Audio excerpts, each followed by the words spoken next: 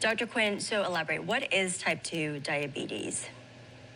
I get that question very often from a lot of patients over the last 20 years.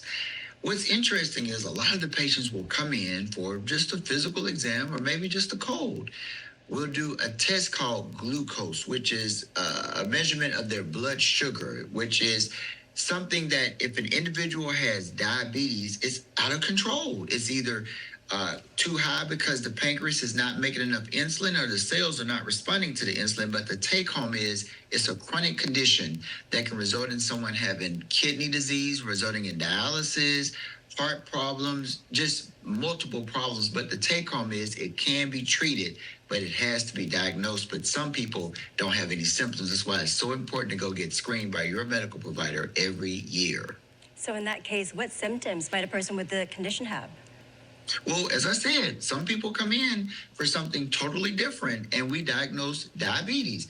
And they tell me they didn't realize they had any symptoms. But when you talk to them, some people will have symptoms, but it depends on how far along you are in the progression of the disease. Some of the symptoms that someone could be experiencing would be increased thirst. They're always thirsty. They have a dry mouth. They might be tired all the time.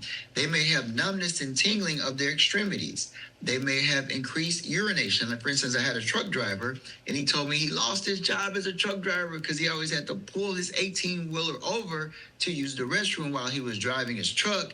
It turned out he had diabetes that was undiagnosed. So these are symptoms that you want to be on the lookout for. But it's so important to follow up with your doctor every year at the minimum to make sure that you're not developing this condition. Absolutely. So what are effective treatments then? There are so many treatments out there, and I'm so excited about the newer treatments to include your Ozempic and your Mounjaro. These are those GLP-1 and also the others that are out there that are very, very effective. But the side effect to these medications for the majority of patients is weight loss. So patients typically will we put on something called metformin. That's a really good go-to medicine. It's very inexpensive. Your glycerides.